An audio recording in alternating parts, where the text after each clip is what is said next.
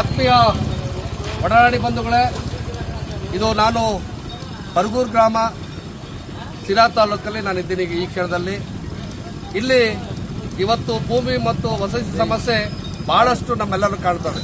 10-15 ಜನ ಒಂದೊಂದೇ 10 ಅಡಿ 15 ಅಡಿ ಜಾಗದಲ್ಲಿ ಹಂದಿಗೂಡಿ ತರ ಜನ ವಾಸ ಮಾಡ್ತಾ ಇರ್ತಾರೆ. ಇಂತಹ ಪರಿಸ್ಥಿತಿಯಲ್ಲಿ ಒಬ್ಬ ಬಲಾಢ್ಯ ಎಲ್ಲ ಅನುಕೂಲ ಇರೋಂಥವನು ಶಿವಕುಮಾರ ತಲಾಬ್ ಬಿನ್ ತೇರ್ ಮಲ್ಲಪ್ಪ ಅನ್ನೋನು ಇಲ್ಲಿ ಕಿರಿದಾದ ರಸ್ತೆ, ತುಂಬಾ ಕಿರಿದಾದ ರಸ್ತೆಯಲ್ಲಿ ಜನಸಾಮಾನ್ಯರಿಗೆ ಓಡಾಡೋಕೆ ಕೂಡ ತುಂಬಾ ಕಷ್ಟ ಐತೆ.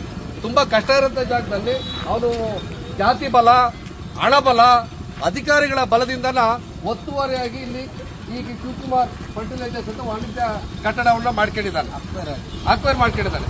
ಇದನ್ನ ಪಂಚಾಯತಿಗೆ ಈಗಾಗಲೇ ದೂರು ದಾಖಲಾಗಿದೆ, ಅನೇಕ ಸಾರಿ ಒತ್ತಡಗಳಾಗಿದ್ದಾವೆ.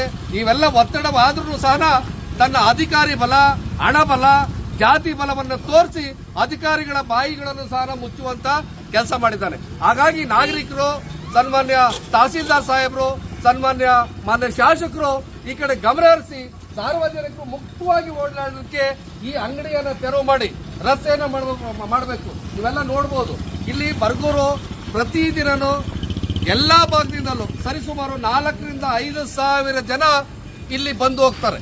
ಇಲ್ಲಿ ಬಹಳ ಇಕ್ಕಟ್ಟಾದ ಪ್ರದೇಶ. ಇಂಥ ಇಕ್ಕಟ್ಟಾದ ಪ್ರದೇಶಗಳಲ್ಲಿ ಜನ ಬಂದು ಹೋಗೋದು ಈ ಹಿಂದೆ ವಸತಿ, ಜನವಸತಿ, ತರಕಾರಿ ಬರ್ಬೇಕಾಗ್ತದೆ, ಅಂಗಡಿ ಮುಂಗಟ್ಟಿಗೆ ಬರ್ಬೇಕಾಗ್ತದೆ, ಮಕ್ಕಳನ್ನ ಆಸ್ಪತ್ರೆ ಕರ್ಕೊಂಡು ಹೋಗ್ಬೇಕಾಗ್ತದೆ, ಅಥವಾ ಒತ್ತಲ್ಲಿ ಮಕ್ಕಳಿಗೆ ಏನಾದ್ರೆ ಆಂಬುಲೆನ್ಸ್ಗಳನ್ನ ತರಬೇಕಾಗ್ತದೆ. ಆಂಬುಲೆನ್ಸ್ ತರಕ್ಕೆ ಇಲ್ಲಿಂದ ಆ ಸಂದಿನಲ್ಲಿ ಹೋಗ್ಲಿಕ್ಕೆ ಸಾಧ್ಯನೇ ಇಲ್ಲ.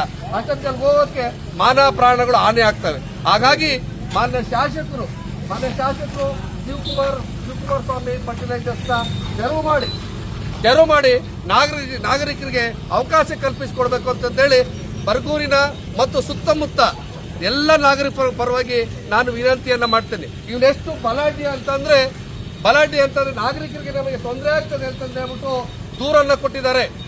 ಪಂಚಾಯತಿಯವರು ಬಂದ್ಬಿಟ್ಟು ಅಳತೆಯನ್ನ ಮಾಡಿದ್ದಾರೆ.